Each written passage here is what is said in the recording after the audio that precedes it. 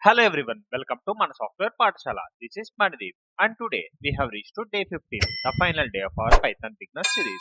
Over the past sessions, we have learned Python step by step from basics like loops and conditions to advanced topic like modules, functions and OOPs.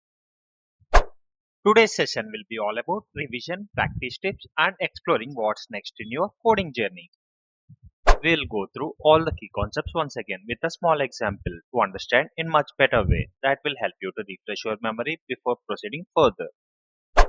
First one is a variables, data types and operators. Imagine you are in a restaurant. The waiter notes your table number, writes down the items and its prices.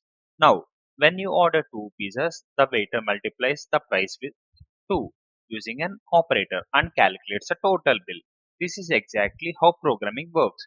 Variable stores the details, data types define the kind of an information, and operators help us to perform the needed calculations. Next one is the conditions and loops. In a restaurant, special rules and routines makes things lively. If a customer is a VIP, the waiter happily gives them a discount. That's like an if condition. Then, with a smile, the waiter keeps asking the user or a customer, would you like to have anything else again and again, just like a loop repeating until the customer is done. Next one is a functions and modules. Calling make underscore pizza function is like asking the pizza chef to prepare a pizza whenever you need it. That's a function doing a fixed job. Using math.square root of 16 is like getting help from an outside supplier for a special dish. That's a module providing extra ready-made features. Next one is error handling. In a restaurant, if a customer asks for a dish that is not available on the menu, the waiter doesn't panic. Instead, they politely say it's not available.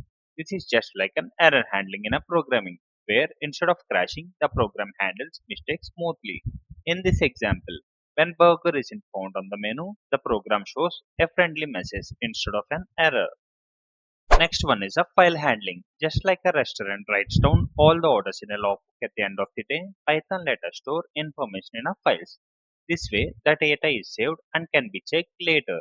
In this example, the order details are written into a file called orders.txt, acting just like a restaurant's record book.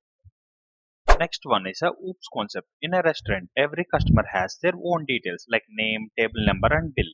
Instead of keeping all these information in a separate variables, we can create a class to group them together. Each customer is then an object of that class. In this example, we create a customer object named Arrow at the table 5 and we can easily access his details using that object. So, just like running a restaurant needs rules, peoples, roles, and records, building a software in Python needs variables, conditions, loops, functions, and error handling, along with OOPS concept.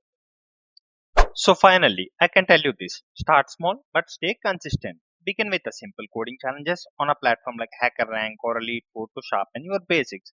Rebuild the mini projects we did it in the previous sessions, but don't just copy paste. Add your own flavors to make them exciting.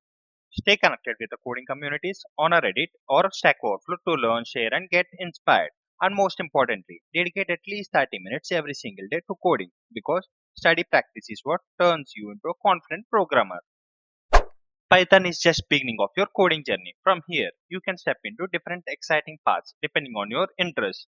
If you love building websites, explore web development with Django, Flask, or FastAPI. If analyzing numbers and patterns excites you, dive into data science using Pandas, NumPy, and Matplot. For those who enjoy making computers do repetitive tasks automatically, try automation and scripting with Selenium, PyAuto GUI, or APIs.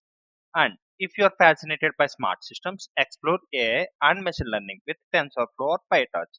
Pick the path that excites you most and start creating real projects. That's where the true learning happens. This slide highlights different paths you can explore with Python, and I will attach all these reference links for your practice and learning in the description. But remember one thing, don't stop learning. Do practice regularly, build projects, and keep pushing yourself. I would love to hear your feedback and questions in the comment section. It helps me to improve and bring even better content for you. Thank you for being part of this journey and get ready for the next big step in your coding career. Please like, share, and subscribe to Man Software Pathshala and stay tuned for more such updates.